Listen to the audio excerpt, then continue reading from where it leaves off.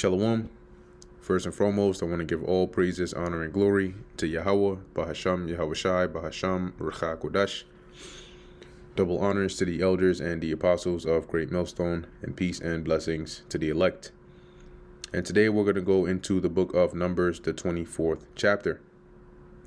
And when Balaam saw that it pleased the Lord to bless Israel, he went not, as at other times, to seek for enchantments, but he set his face toward the wilderness. So when Balaam realized that the Lord was fully set on blessing Israel, this time when he went there, he didn't go and try to perform any rituals or try to, go in the way of trying to use an enchantment to try and curse them, right?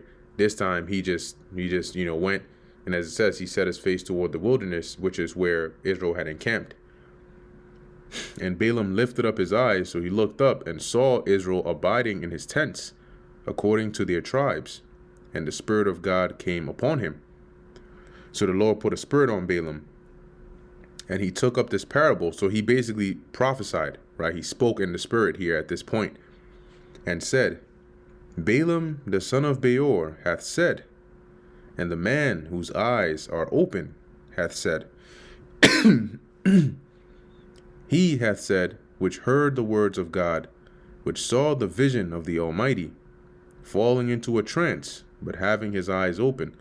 And basically this is just emphasizing the fact that the Lord, opened his eyes, spoke to him, and gave him this message. How goodly are thy tents, O Jacob. So after seeing this, what the Lord showed him, or what the Lord revealed to him, he understood really just how blessed Israel is. And that's why he said, how goodly are thy tents, O Jacob, and thy tabernacles, O Israel.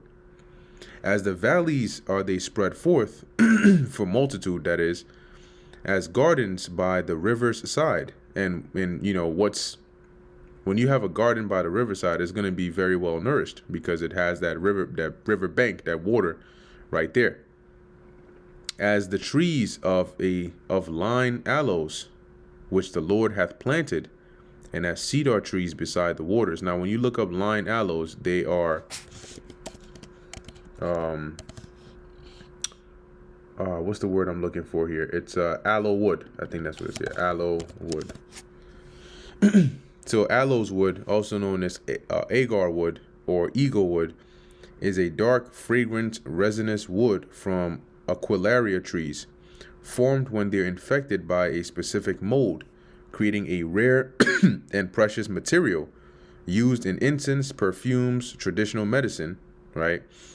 Spiritual rituals, and sometimes for decorative carvings. Valued for its complex, rich scent. It symbolizes royalty and purity, and its oil is a prized ingredient in high-end fragrances and spiritual practices, with the wood itself sometimes used in jewelry or prayer beads. So this was and he was likening them right onto this valuable tree or wood which the Lord had planted. He shall pour the water out of his buckets, and his seed shall be in many waters.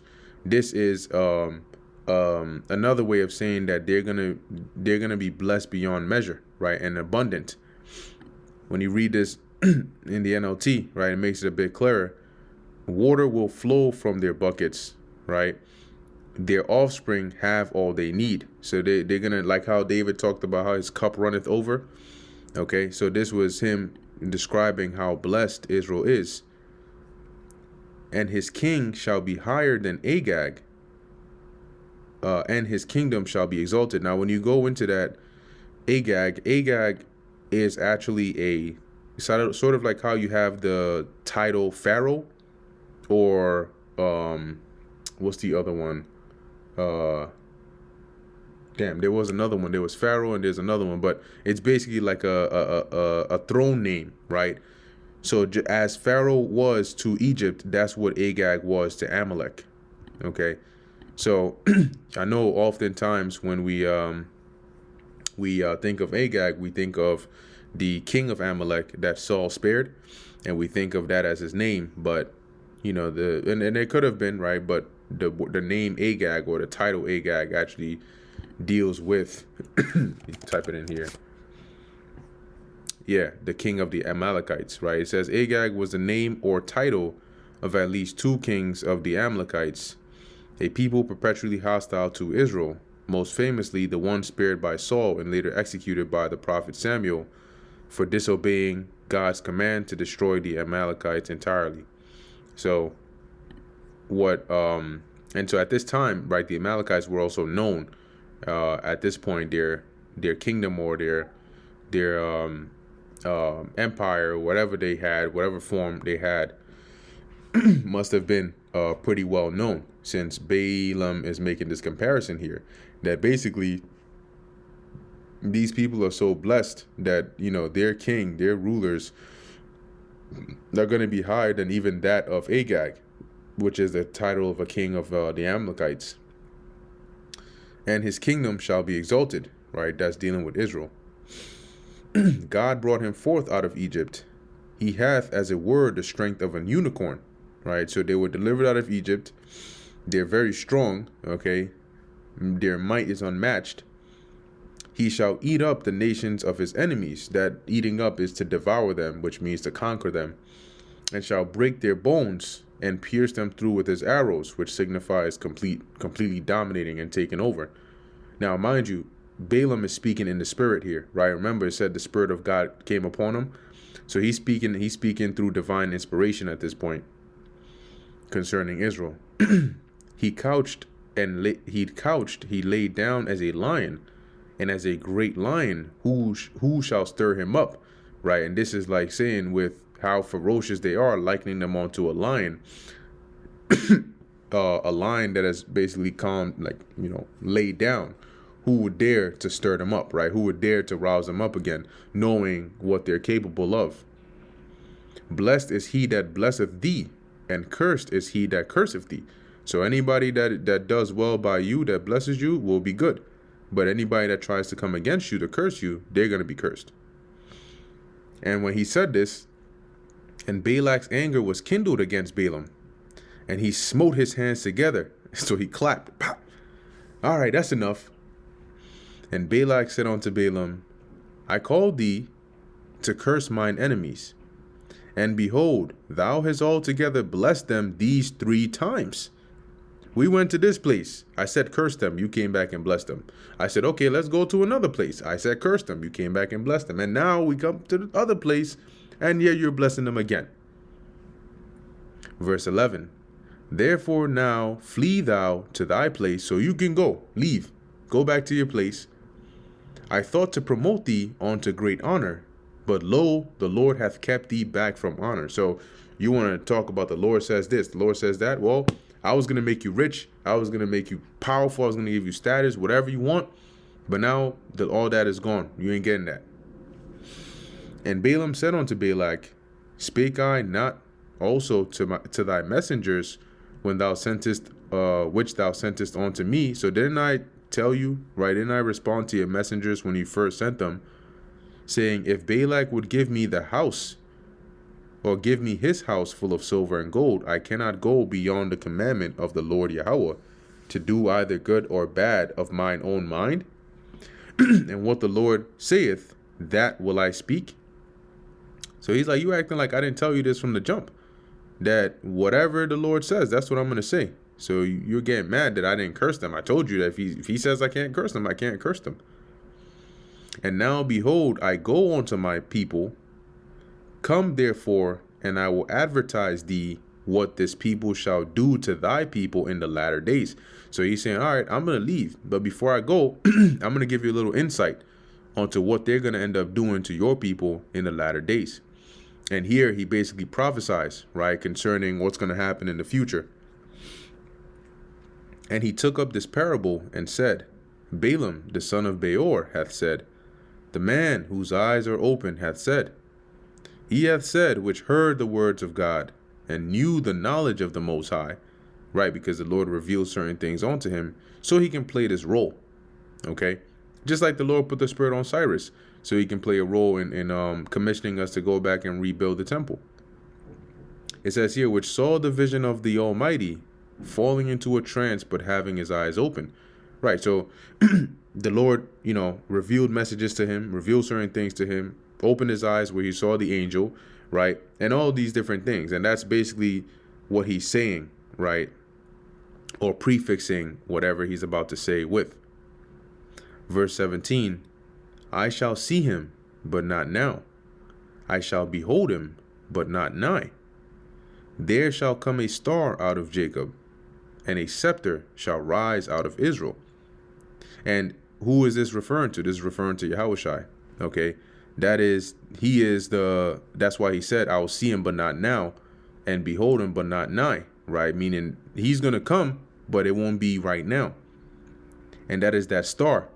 In fact, when you go into, what is that? I think it's in Matthew or so. At the birth of Yahushua, what did they say? Yeah, Matthew 2:2, saying, where is he that is born King of the Jews? For we have seen his star in the east, and are come to worship him. And this was referring to the wise men saying this concerning Yahushua's birth. Okay, it says, and a scepter, which represents a ruler, shall rise out of Israel. Now, many rulers did come out of Israel, right? But who is the ultimate ruler out of the nation of Israel? It's fulfilled in Yahushua. And shall smite the corners of Moab, and destroy the children of Sheth, meaning that Israel would eventually, right, being led of the Lord, which there were points in times where we did have the Moabites in subjection under us. But this will be ultimately done, right? The scriptures mention how we're going to have them as a washpot. This will ultimately be fulfilled when the Lord comes back and leads us, right, into conquering and taking over, not just Moab, right, but also all of our adversaries. So it mentions he shall and smite the corners of Moab and destroy the children of Sheth. Now, when you when you actually look up this name concerning the children of Sheth, let's look into that here. It says Shath or Shatha, seat of body. It also says here the meaning is tumult. And when you look into the Jacinius Hebrew Chaldee lexicon, right, it says tumult, the sons of tumult of war, i.e. the tumultuous enemies of Israel. Okay, so that would represent, not like it mentions Moab, but really also all the other enemies of Israel. Okay, they would be smitten as well. And that's because in the last days, right, being led by Yahushua, we are going to gain dominion, not only over just Moab, but really over all of our adversaries. And Edom shall be a possession. To who? To Israel. Seir shall also be a possession for his enemies, and we are considered their enemies, and we're going to take them over. And Israel shall do valiantly. So he saw this, and he was prophesying concerning this.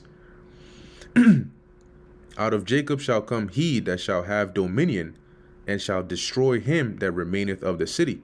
Right, and like I said, you have many rulers that did come out of Jacob, but the ultimate one that's going to have the ultimate dominion is Yahushua. Okay, and those that remain, the remnant, those that would not bow down or subject themselves onto us or onto the reign of the Lord, they're going to be destroyed. And when he looked on Amalek, he took up his parable and said, so when he looked at Amalek, this is what he had to say concerning them. Amalek was the first of the nations. Now, when you go into that word first, it goes into chief, okay, or head. But his latter end shall be that he perish forever. And remember, he said this is what's going to happen in the latter days, right? He started off with Moab. Now, when you look at Amalek today, they are considered, well, one, the chief tribe of the nation of Edom. But really, when you look at the nations on the earth today, they're in that chief seat or position, okay, in these latter days. And that's why they're the ones pulling strings behind the scenes, running shit, and nobody can really touch them. However, their judgment, right, his latter end shall be that he perish forever. And they're going to get Obadiah 1:18. And he looked on the Kenites, and the Kenites are the those of Moses' father-in-law. And remember that Moses had convinced them to go travel with Israel, right? So it says here the Kenites or Kenite Smiths, the tribe from which the father-in-law of Moses was a member and which lived in the area between southern Palestine and the mountains of Sinai. So concerning them, he says this. It says here, and took up his parable and said, strong is thy dwelling place, and thou puttest thy nest in a rock. So your dwelling place may be secure, right, and protected for now. Okay, as he says here, then he looked towards the Kenites and delivered this message: your home is secure, your nest is set in the rocks. Nevertheless, the Kenite shall be wasted until Ashur, which is Assyria, shall carry thee away captive. So he basically then prophesied concerning the captivities, right, that would befall, those that he mentioned on here, right, in the future, from at least when he was prophesying it. So when you go into, well, when you read this, I think it reads better, for example, in the NLT or in the NIV, right? It says, but the Kenites will be destroyed when Assyria takes you captive. Or in NIV, it says, yet you Kenites will be destroyed when Ashur takes you captive. And that was referring to when the time of the Assyrians, right, when they would come up into power and basically take dominion, right, of that region. And so including those of the Kenites, obviously not all of them, but they would be affected or subjected under the rule of the Assyrians.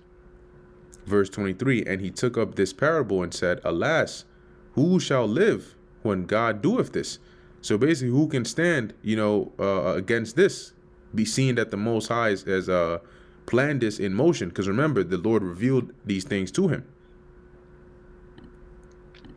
So when you read the same verse again, right, in the NLT, it says, Balaam concluded his message by saying, alas, who can survive unless God has willed it?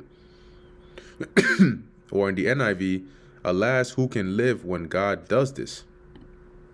Verse 24, and the ships shall come from the coast of Shittim or Chittim, and shall afflict Asher or Ashur, and shall afflict Eber, and he also shall perish forever.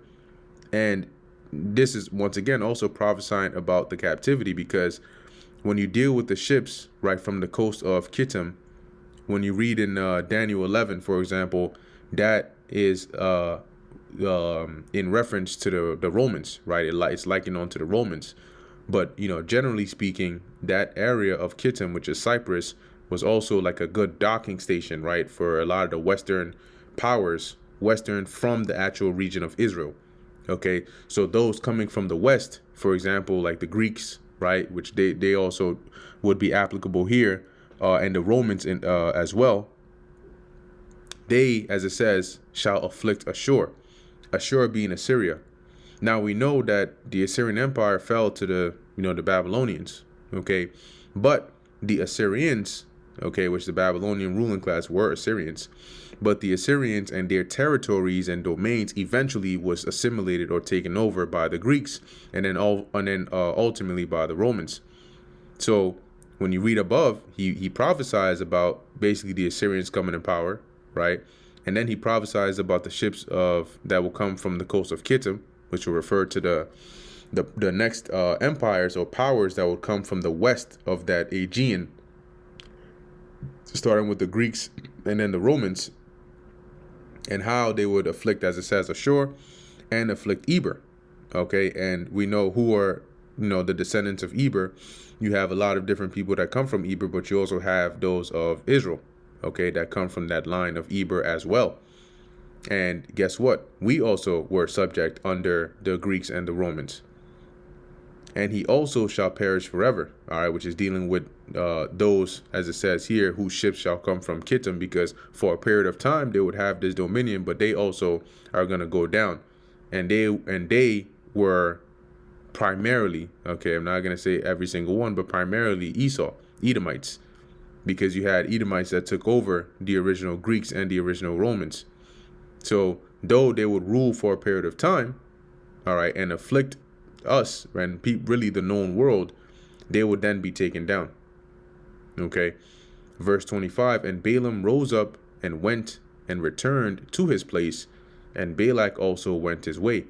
So he pretty much prophesied concerning the blessing, concerning Yahushua, concerning once again the blessings of Israel, but also even the captivities.